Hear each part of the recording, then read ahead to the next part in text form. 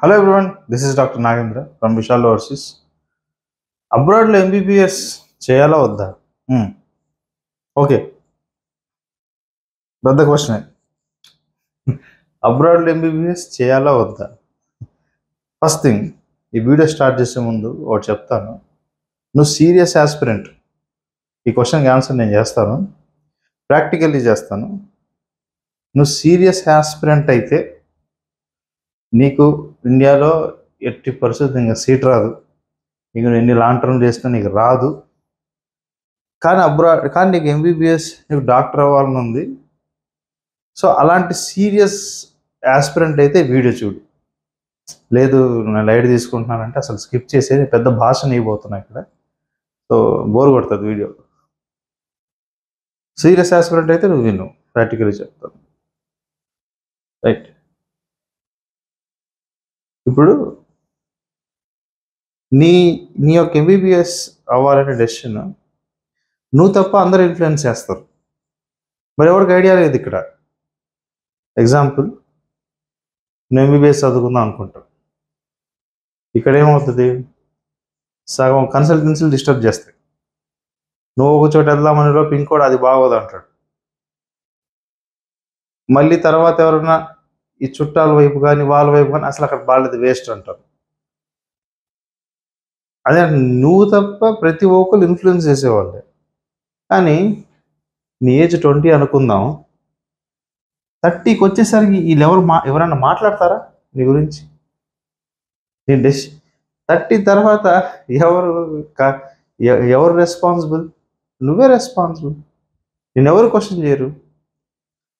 అంటే first thing, బైపీసీలో మనకు set అయ్యే అవకాశాలు తక్కువ. అంటే వేరే ఫీల్డ్స్లో ఉన్న చాలా తక్కువ రేషియోలో ఉంటుంది. నేను అదే అంటాను, నువ్వు బైపీసీ తీసుకోవడం 2 years డ్రీమ్. నేను ఎంబీబీఎస్ నవ్వుకున్నాం అని అనుకున్నాం. తర్వాత వేరే ఇన్ఫ్లుయెన్స్ వల్ల వేరే ఏదన్నా కోర్సుల్లో పడేసి ఇక్కడ వచ్చేసరికి రిగ్రెట్ అయితే ఎవరు సమాధానం చెప్తారు నీకు? నువ్వే రెస్పాన్సిబుల్. నీ సలహా ఇచ్చిన వాళ్ళు ఎవరన్నా ఇక్కడ ఎవరన్నా వచ్చి నీకు హెల్ప్ చేస్తారా? ఎవరు హెల్ప్ చేయరు. ఒకనొక స్టేజ్లో, ఈ స్టేజ్లో మీ పేరెంట్స్ కూడా నేను వదిలేస్తారు. అంటే నీ ఓన్గా నేను బతుకమ్మ వదిలేస్తారు. ఇక్కడ నేను నీ నంబర్స్ రాసింది 60 years దా రాశా, ఎందుకంటే 60 years అందరు రిటైర్ అవుతారు కాబట్టి.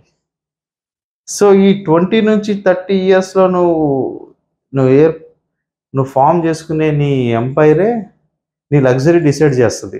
దీని తర్వాత ఎలా బతుకుతావో, నీ జనరేషన్స్ ఎలా బతుకుతాయో ఇది డిసైడ్ చేస్తుంది. సో నేను ప్రాక్టికల్లీ చెప్తున్నాను, నీకు ఇప్పుడు కాకపోయినా అప్పుడే అర్థమైంది. ఈ ఏజ్కి వచ్చాక ఎవడు నిన్ను అడగడు. నువ్వు రిగ్రెట్ అవుతావు అంతే. రాత్రి పడుకునేటప్పుడు నేను అప్పుడు చెయ్యాల్సింది అనుకుంటావు. అదొకసారి గుర్తు తెచ్చుకో. ఆ టైం మళ్ళీ రాదు. ఈ టైంలో చిన్నపిల్లలా కూర్చొని ఎంబీబీఎస్లో 40 ఏళ్ళు అంటే అసలు చాలా కష్టమైపోద్ది. అందుకే ఆ కన్ఫ్యూజన్ వద్దు. అబ్రాడ్ ఎంబీబీఎస్ స్టూడెంట్ అయినా, ఇండియన్ ఎంబీబీఎస్ స్టూడెంట్ అయినా ఇద్దరు పోటీ పడేది పీజీ సీట్కి ఈ రేంజ్లో. ఎందుకంటే ఎంబీబీఎస్ మీద చాలా ఎవరు అనుకుంటారు ఎంబీబీఎస్ మీద ఆగిపోవాలని. ఎవరు కొంతమంది, ఇద్దరు పోటీ పడేది పీజీ సీట్కి. ఎందుకంటే ఈ రోజుల్లో పీజీ వస్తేనే నీకు లగ్జరీ, నువ్వు అనుకున్న ఒక డ్రీమ్ కానీ ఆ లగ్జరీ కానీ పీజీ వస్తేనే ఉంటుంది. ఏం చేస్తారు ఇద్దరు కలిసి? ఇండియాలో పీజీ కావాలంటే నెక్స్ట్ రాసుకుంటారు, యూఎస్లో కావాలంటే యూఎస్ఎంఎల్ రాసుకుంటారు, యూకేలో కావాలంటే ప్లాబ్ రాసుకుంటారు, ఆస్ట్రేలియా అంటే ఏఎంసీ, న్యూజిలాండ్ అంటే ఎన్జెడ్ఆర్ఎక్స్, జర్మనీకి వెళ్తే జర్మనీ, స్పెయిన్కి వెళ్తే స్పెయిన్. అసలు ఏమి సెట్ అవ్వకపోతే ఆల్టర్నేట్ కెరియర్ యూఎస్కి వెళ్ళి మాస్టర్స్ ఇన్ పబ్లిక్ హెల్త్ కానీ, masters in health administration, clinical research set అవ్వు. ఇంతకంటే కొత్తగా ఏం చేసేది ఉంది? ఇద్దరు చేసేది ఒకటే కదా. సో ఇప్పుడు ఏంటంటే నీకు రెండే చాయిస్. ఇండియాలో సీట్ వస్తే ఇండియాలో తీసుకో, ఇండియాలో సీట్ రాకపోతే నీ కళను బ్రతికించుకో, అంతే. ఇదే నేను ఇవ్వబోయే పెద్ద భాష ఈరోజు. మళ్ళీ చెప్తున్నా, ఇండియాలో సీట్ వస్తే తీసేసుకో, ఇండియాలో సీట్ రాకపోతే నీ కళను బ్రతికించుకో. కానీ ఇద్దరు మహా అయితే చేసేది ఒకటే, పెద్ద తేడా లేదు. ఇద్దరు కావాల్సింది ఏంటంటే నీ డిటర్మినేషన్ కావాలి, అంతే. ఇండియన్ స్టూడెంట్కి నీకు తేడా ఏంటంటే డిటర్మినేషన్, అంతే. వాళ్ళు ఏంటంటే ఇక్కడ కాలేజ్ ఎలా ఉన్నా చదువుతారు, కంప్లైంట్ ఉండదు వాళ్ళకి. ఇక్కడ చూస్తే ఇండియన్ స్టూడెంట్స్ వాళ్ళు ఒకవేళ ఇప్పుడు ఇంటర్న్షిప్కి వెళ్ళారనుకోండి, ఆ వాళ్ళ ఒక స్టేజ్ ఉంటుంది. ఇంటర్న్షిప్ హౌస్ సర్జన్ చేసేటప్పుడు పీజీ స్టూడెంట్స్తో నేర్చుకుంటారు. ఫస్ట్ ఇయర్ పీజీ వాళ్ళు సెకండ్ ఇయర్ పీజీతో నేర్చుకుంటారు, second year PG third year పీజీతో నేర్చుకుంటారు. వాళ్ళు అడాప్ట్ అవుతారు. కానీ మనం ఏంటంటే మన అబ్రాడ్కి వెళ్ళినప్పుడు బెస్ట్ యూనివర్సిటీ కావాలి, ఆ టీచింగ్ కావాలి, నాకు ఇలా టీచింగ్ చెప్పలేదు, మా కాలేజ్ బాగాలేదు, ఇలాంటి ఎక్స్క్యూజ్ పనికిరాదు. ఇంకా నువ్వు ఒకసారి డెసిషన్ చూస్ చేసుకొని నా బడ్జెట్ ఇంత ఉంది, నేను ఏం చేయాలో నాకు తెలుసు, నా ఫ్యూచర్ ఇది, ఈ టైంకి నేను ఇస్తాను ప్లాన్ నీకు, రైట్? నీ గ్రాడ్యుయేషన్ ఇయర్ ఇది, నీ తర్వాత ఆప్షన్స్ ఇది, దీన్ని బట్టి నువ్వు చూసుకొని చేసుకుంటే నీకు అలా బ్రతికించుకుంటావు.